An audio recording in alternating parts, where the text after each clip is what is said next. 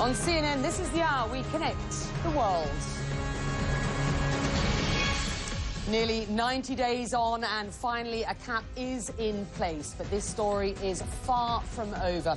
I'm Becky Anderson in London with a big picture look at the ripple effects this oil disaster is still having. Tonight, we get to the heart of the issue from multiple angles. I'm joined by a leading environmentalist, a former oil executive and a PR guru, all giving their take on what must happen next.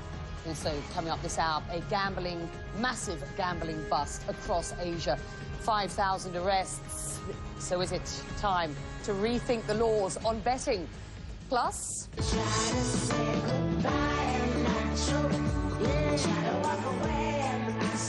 Macy Gray is back on the scene and taking your questions this evening, and I have to tell you, she is every bit as cool and as laid back as you would expect. Pretty remarkable considering what she's got going on. And remember, you can connect with the programme online via Twitter. My personal address is @BeckyCNN. Do log in and join in the conversation. Well, cap sealed, pressure rising, outlook good. We're now 24 hours in since BP's new containment cap finally stemmed the flow of leaking oil into the Gulf of Mexico. But BP officials caution it is too soon to celebrate. I want to bring in White House correspondent Suzanne Malveaux, who is travelling with President Obama. They're in the U.S. state of Maine. Suzanne, what is the president saying at this point? Well, certainly it's too soon to celebrate, Becky. That's one of the things that the president is trying to emphasize. But it certainly is a relief to President Obama and the administration. This is something that happened aboard Air Force One yesterday. He got a call from his chief of staff, who put on the phone Carol Browner. She's one of the environmental advisors to the president, giving him that good news, saying essentially that the oil had stopped leaking. On top of that, the chief of staff said that they had gotten past a Wall Street financial reform package through Congress. And the president, in his typical understated way, said, you know, mark this as a good day. This is the kind of news that the president has needed, that this administration has needed. But, Becky, I have to tell you, they are not opening the champagne just yet. We heard from the president before he headed here to Maine at the White House, and he tried to explain that, look, there are long-term implications here. There are still a lot of unanswered questions that are going to be playing out in the weeks and the months ahead. Even if it turns out that we can't maintain this cap and completely shut off the flow of oil, what the new cap allows us to do is to essentially attach many more containment mechanisms so that we're able to take more oil up to the surface, put it on ships. It won't be spilling into the Gulf. The final solution to this whole problem is going to be the relief wells and getting that completed. But there's no doubt that we have made progress as a consequence of this new cap fitting on, and that even if it turns out that we can't keep the containment cap on to completely stop the oil, it's going to allow us to capture much more oil, and we'll see less oil flowing into the Gulf. And, Becky, you can understand the reason why the president is being so cautious. They have been burned time and time before, so they don't want to overstate the success of all this. Clearly, it is some good news, a respite, if you will, but there are a lot of things that the president and the administration still have left to do. There are numerous investigations, essentially, whether or not this is going to work, the ultimate test of those relief wells when this is all said and done, whether or not it is still safe for some of those other deep-water drilling rigs to go ahead, whether or not they will go ahead and lift that moratorium or continue to fight that battle.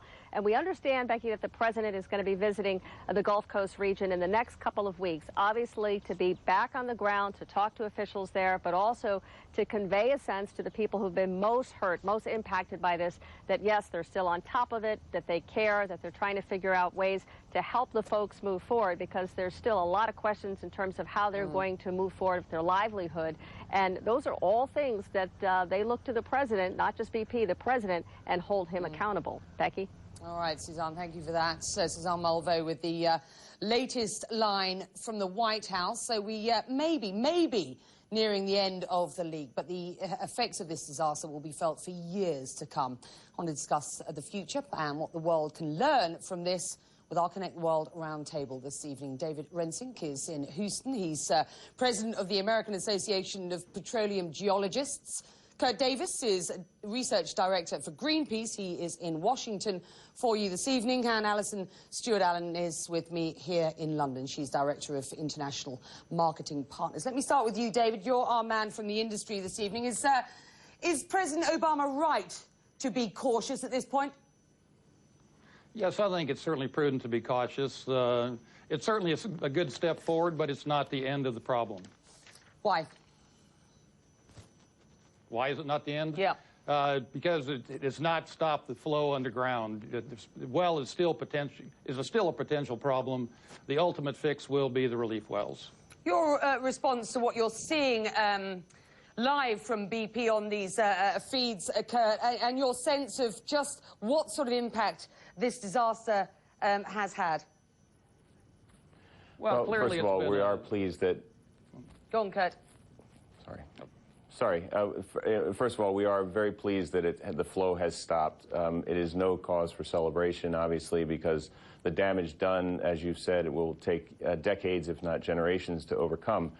You know, what's unfolding, though, in the midst of this pause is news that BP is sweeping up scientists for their defense in the coming trials and in the deliberation on this, and that the scientific information being collected by the government is not flowing freely to the scientific community. So Greenpeace and the scientific community remain very, very stubbornly interested in what is known about the damage, what is happening below the surface of the water. There's a lot of focus on the surface.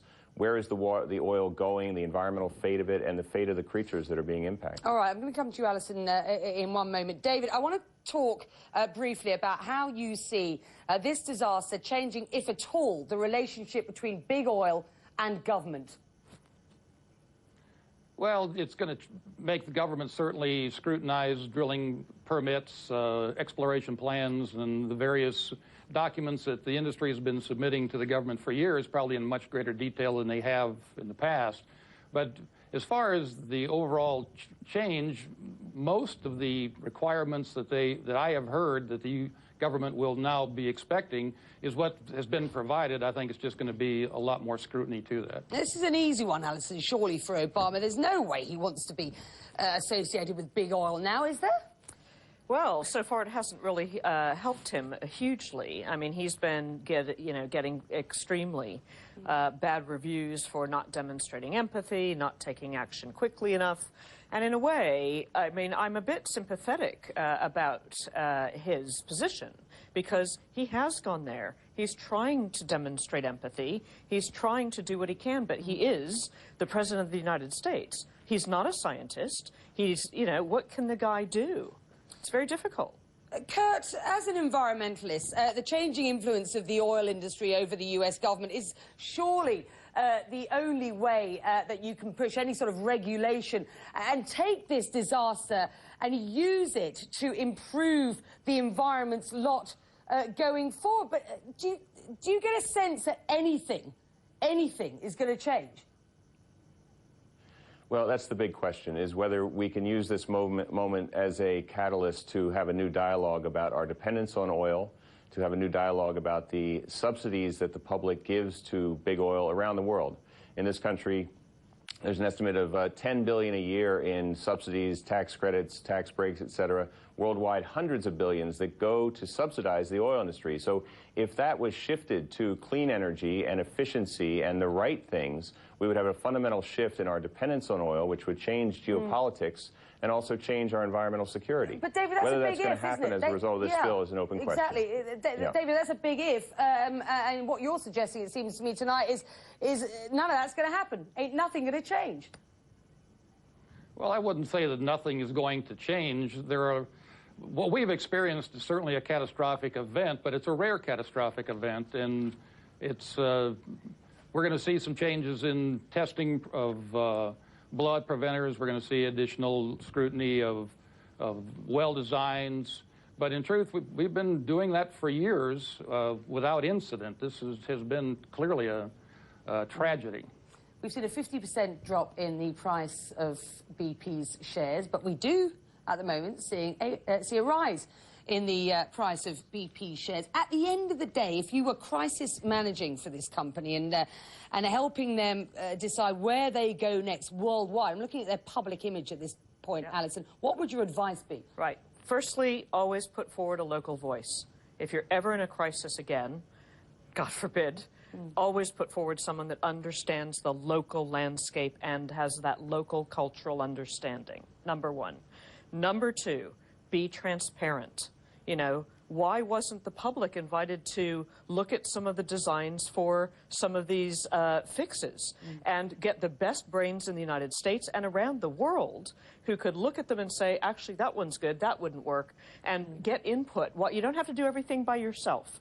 And they became very inward-looking, very defensive, when actually they didn't have to be. They would have engaged everyone and changed the conversation if we all were invited to contribute something. BP's reputation, David, pretty solid in the States. Does it recover? I think it will. They've been a prudent operator in the past. I would suspect that it will recover. Kurt, final thought. They're spending about hundreds of millions of dollars on advertising to recover their image. But I think the greater lesson here is that the public now distrusts both the government and the oil industry more and more. And with that scrutiny, of course, the industry line is we'll have technical fixes, and the government's line is we'll regulate better. But none of that is going to prevent this from happening again and again and again until we get off of oil. And with that, we're going to have to leave it there. We thank you very much, all of you, for joining us this evening. A look at this story from multiple angles. Busted. Interpol agents arrest thousands of people across Asia for illegal gambling on the World Cup. But are raids and gambling bans only making betting addiction worse? We're going to explore that on the Connect the World. Up next.